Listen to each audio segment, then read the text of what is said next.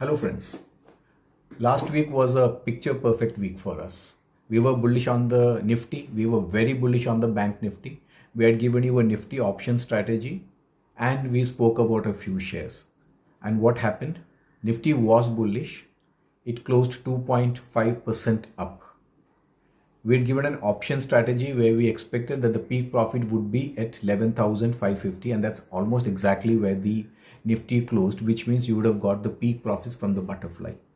The Bank Nifty, where we were extremely bullish, saw a very sharp up movement of about 2,200 points. The stocks that we spoke about, they also appreciated significantly. So I hope last week's video was very useful and rewarding to all of you. Is this momentum going to continue or is it going to pause? What are the next support levels and what are the next resistance levels? What are our targets for Nifty and Bank Nifty? What are the option strategies that we are recommending this week? What are the charts that we found interesting this week? Let's look at this video. The format is going to be the same. We'll first quickly review what happened last week, and then we'll come to the events that can drive markets in the coming week. These are the events you have to be on the lookout for, because they will drive the markets. And then we look at the charts, both Nifty and Bank Nifty, daily and weekly charts, and understand the trend. And then an option strategy. This time we are talking about a Bank Nifty option strategy rather than a Nifty strategy, because I think that's probably where next week is going to be more profitable. And finally, we'll come to the charts of individual stocks. So I do hope you will enjoy the following video, and that, like last week, this week also the video will be very rewarding for you.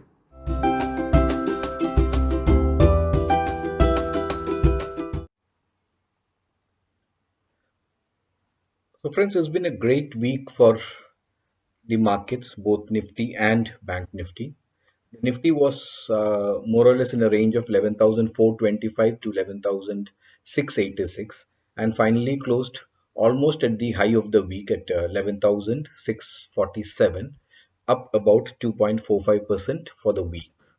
Bank Nifty is where the big action happened. Bank Nifty, it opened at about 22,400 and went all the way up to 24,600. That's a huge move of 2,200 points in 5 days. And finally closed almost 10% up at 24,523. It's been an amazing week for the Bank Nifty, and we need to see whether this trend will continue or not. The mid caps and small caps, after generally outperforming Nifty and Bank Nifty for many weeks, this time underperformed, but they were still up. The mid cap was up about 2.2%, whereas the small cap was up about 3.65%. The VIX continued to go down, about 7.5% down. It's now at about 18.5, which is the lowest level since March, and indicates that the markets don't expect any major volatility to happen in the near future, which again is always good news for the markets. So a very action-packed week for the markets.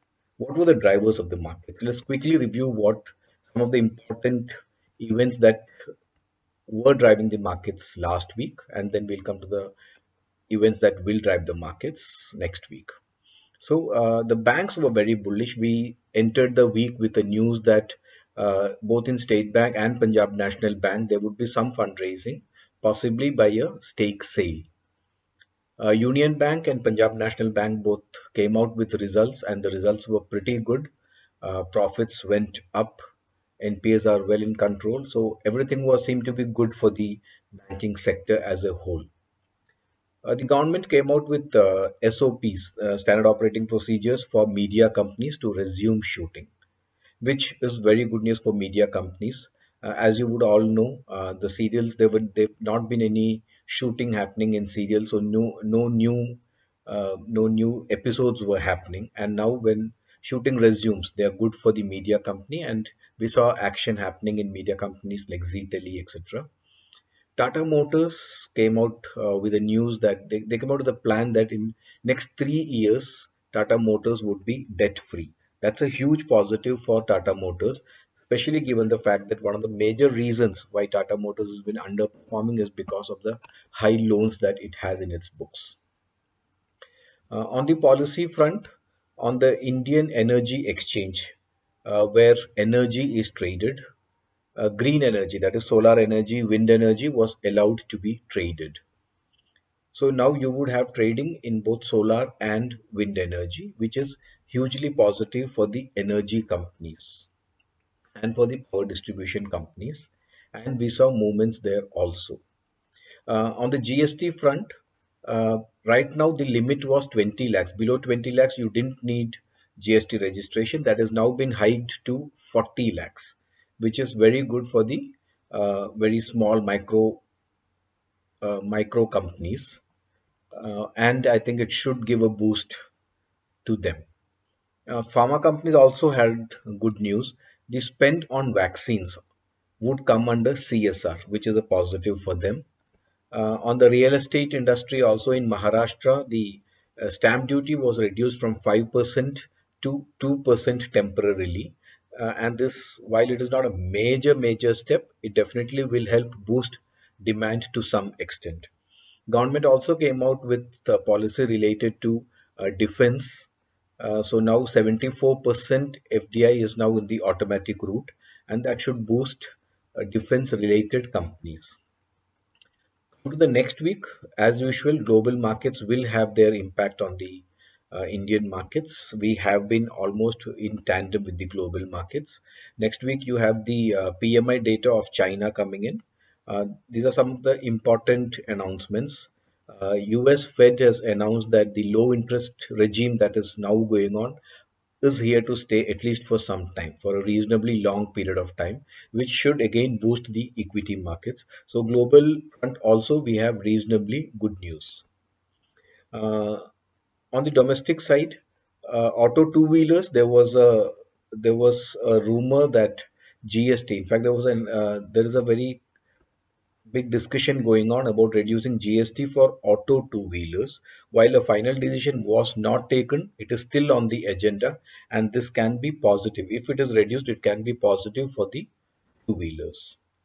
AGR dues, the hearing has been going on for quite some time, and since next year, the judge hearing it is due for retirement. Hopefully, the judgment should be out next week before he retires. Looking at the way that Idea and Reliance and the large movements we've seen in banks, they seem to indicate that the judgment could be positive, but fingers crossed on that. If it is positive, it's definitely going to be good for Bharti Airtel. Idea will be able to continue its operations a lot more smoothly. Reliance has continuously been adding subscribers. Banks will have a sigh of relief because the fund becomes a little more manageable for them. So overall, it could be a positive judgment, and it could be positive for the banks as well as for the telecom companies. We also have an important data, the April-June GDP data coming on 31st August. The market will definitely react to that. On the FII front and the DII front, from Monday to Thursday, FIIs have net been buyers. They've bought shares worth about 4,500 crores over the week till Thursday, while Indian institutions have been selling. They've sold worth about 2,500 crores. So net about 2,000 crores of money has come into the markets over the last 4 days of Monday to Thursday. Coming to the charts, the Nifty has a very clear bullish chart. You can see this. Last 5 days, market's been continuously on a higher high, higher low pattern, and this bodes well for the market. A higher high, higher low pattern is a clear indication that the market is bullish and could be bullish. We expect the Nifty to move higher to a range of 11,850 to 11,900. The one thing we need to be cautious about is the RSI. It's about 70, not a big worry as yet. Markets do tend to go to 70, 75, even 80 sometimes. But probably time to start getting a little cautious here. MACD is on a positive crossover. So overall, I think very clearly the Nifty seems to be on a bullish mode, and the ride seems to go on for the bulls. If you look at the weekly chart, it's a very interesting chart. Look at this candle, the weekly candle, this week's candle. What you can see here is there is no lower shadow here, which means the Nifty, when it opened in the week, that was the lowest point of the week. After that, it has only been gaining strength and it closed almost at the high of the week. So, throughout the week, Nifty has been bullish, and that's a very positive sign. It shows that the momentum is very much in place. It's above all the moving averages of 5-day, 13-day, 21. It's above all of them. The MACD signal continues to be positive. So every way it's showing a bullish sign. Coming to the Bank Nifty, look at this chart. Such an amazing chart. Last 5 days, only green candles, clearly higher highs, higher lows, and both on Monday and on Friday, we saw large candles. Friday's candle was very large, almost 1,000 point candle, opened almost at the low of the day and closed almost at the high of the day, which again is a very positive. The RSI for Bank Nifty is about 74, again overbought, but maybe it could rise a little more. The MACD is positive. In case, because we've seen such a large upside movement, we cannot rule out a slight selling or a consolidation. It has immediate supports at about 24,000 levels, and we expect it to remain bullish. The weekly charts also reflect a similar picture. It's a huge green candle.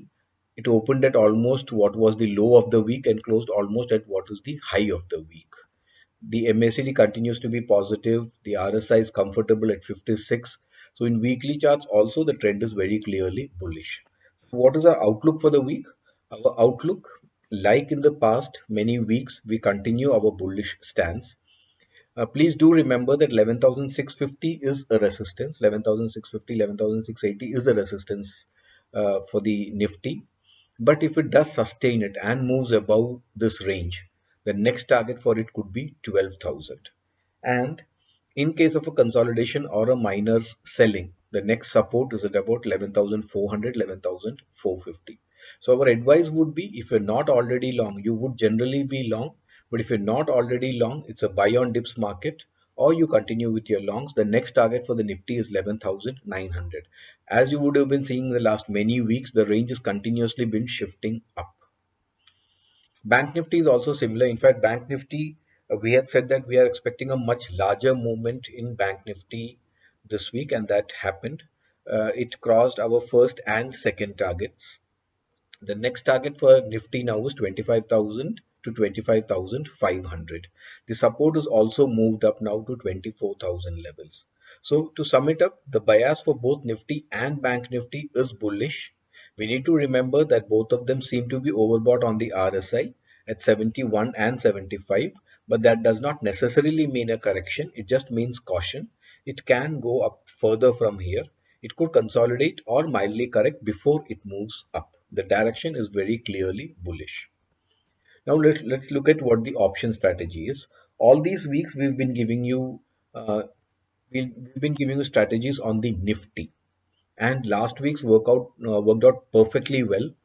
We expected the Nifty to close. We were hoping that the Nifty closes at 11,550 on Thursday, and that is exactly where it closed. 11,547, if I remember right. That was the closing of the Nifty. So you would have got the entire profit of the butterfly last week.